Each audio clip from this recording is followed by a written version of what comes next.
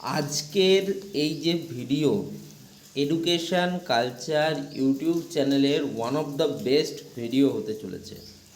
তার কারণ অলরেডি কিন্তু ওয়েস্ট বেঙ্গল আইটিআই 2026 সালের যে চয়েস ফিলিং প্রক্রিয়া সেটা কিন্তু শুরু হয়ে গেছে এবং এই চয়েস ফিলিং প্রক্রিয়া কমপ্লিট হওয়ার পরেই তোমাদের কিন্তু যে সিট অ্যালটমেন্ট রয়েছে ফার্স্ট ফেজে, তো সেই সিট অ্যালটমেন্ট কিন্তু রেজাল্ট পাবলিশ হবে।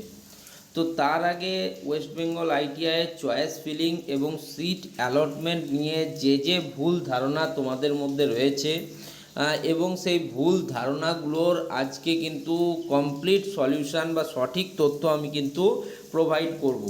এই ভিডিওটা শেষ পর্যন্ত যারা দেখবে তারা কিন্তু আর আইটিআই সম্বন্ধে চয়েস ফিলিং বা সিট অ্যালটমেন্ট সম্বন্ধে ভুল ধারণা তাদের মনে আর থাকবে না।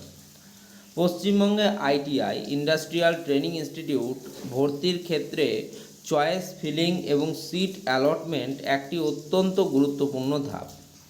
ছাত্রছাত্রীদের মধ্যে এই প্রক্রিয়াটি নিয়ে বেশ কিছু সাধারণ ভুল ধারণা থাকে, যার ফলে ভালো র্যাঙ্ক থাকা সত্ত্বেও অনেকেই সঠিক কলেজ বা ট্রেড থেকে বঞ্চিত হয়। যেমন এখনও আমি দেখছি অনেক স্টুডেন্ট আমাকে কমেন্ট করছে, সেখানেই তাদের যে ভুল ধারণাগুলো বারবার ফুটে উঠছে।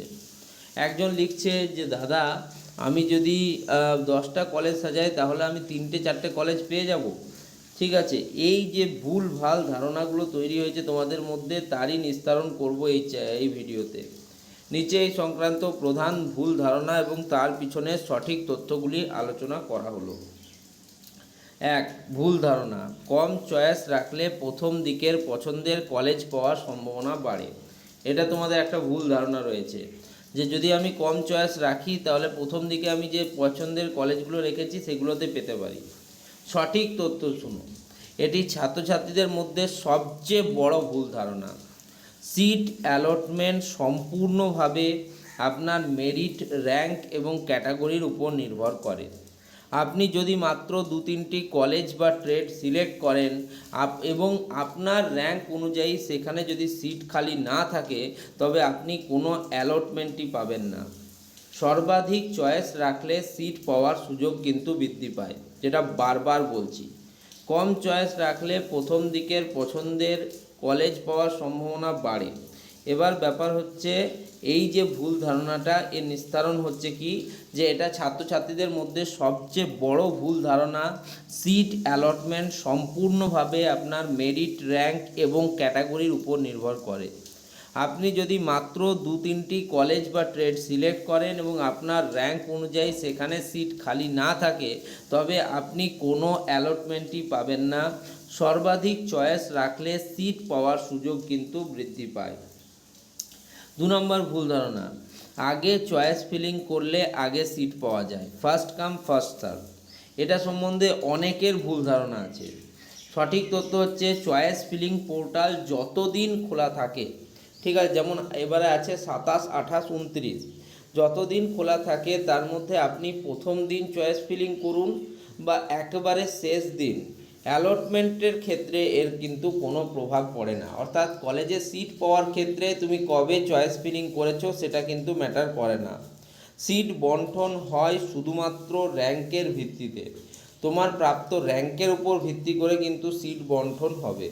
তবে শেষ মুহূর্তের সার্ভার ডাউন কিন্তু থাকে এবং সেই সার্ভার ডাউন যদি এড়াতে চাও তাহলে আগে ফর্ম পূরণ করা কিন্তু বুদ্ধিমানের কাজ। যারা বুদ্ধিমান স্টুডেন্ট হয় তারা কিন্তু মোটামুটিভাবে ধরো 3 দিন টাইম দিয়েছে, আজকে অর্থাৎ 28 তোমাদের জুলাই 2026-এ সবথেকে বেশি স্টুডেন্ট কিন্তু ফর্ম ফিল আপ করবে বা চয়েস ফিলিং করবে। 3 নম্বর ভুল ধারণা, অটো আপগ্রেডেশন করলে আগের পাওয়া সিটটি বাতিল হয়ে যায়। সঠিক তথ্য কী হচ্ছে, অটো আপগ্রেডেশন করলে সিস্টেম শুধুমাত্র আপনার লিস্টের উপরের দিকে বা হায়ার প্রেফারেন্সে যে চয়েসগুলো আছে সেগুলোকে চেক করে।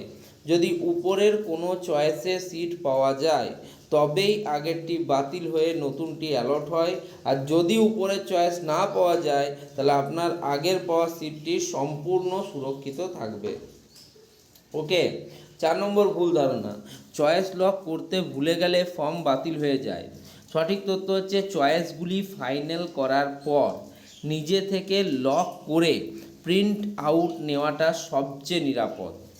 তবে যদি কেউ চয়েস লক করতে ভুলেও যান, নির্দিষ্ট সময়সীমা শেষ হওয়ার পর সিস্টেম অটোমেটিকভাবে সেভ করা চয়েসগুলিকে লক করে নেয়। এর জন্য কিন্তু ফর্ম বাতিল হয় না। এই যে ভুলভাল ভাবনাগুলো আছে তোমাদের, যে চয়েস লক করতে ভুলে গেলে ফর্ম বাতিল হয়ে যাবে, এরকম কিন্তু কোনো মানে নেই। ঠিক আছে, সেটা আমি বুঝিয়ে দিলাম।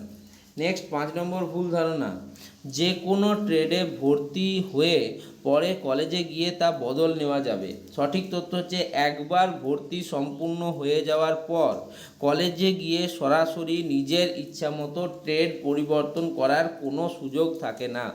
ট্রেড বা কলেজ পরিবর্তন শুধুমাত্র কাউন্সিলিংয়ের সময় আপগ্রেডেশন প্রসেসের মাধ্যমেই সম্ভব। ঠিক আছে। 6 নম্বর ভুল ধারণা, সরকারি আইটিআই এবং আইএমসি কোটার ফি একই। সঠিক তথ্য, সরকারি আইটিআই এবং আইএমসি ইনস্টিটিউট ম্যানেজমেন্ট কমিটি কোটার ফি স্ট্রাকচার সম্পূর্ণ আলাদা। আইএমসি কোটায় বা প্রাইভেট আইটিআইতে সিট পেলে তার খরচ সাধারণ সরকারি সিটের তুলনায় অনেকটাই বেশি।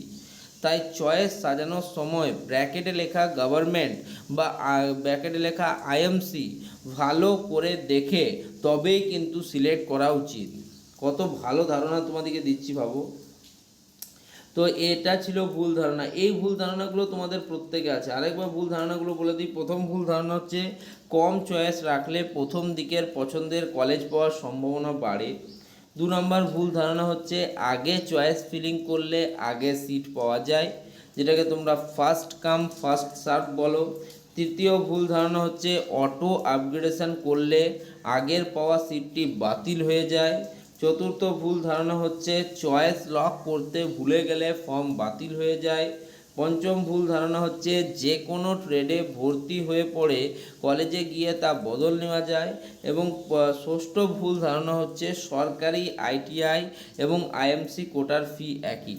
তার মানে এই যে ভুল ধারণাগুলো তোমাদের এতদিন ধরে মনের মধ্যে কেন্দ্রীভূত ছিল, আশা করছি আজকের এই ভিডিওর পর আর তোমাদের কিন্তু এই ভুল ধারণাগুলো থাকবে না।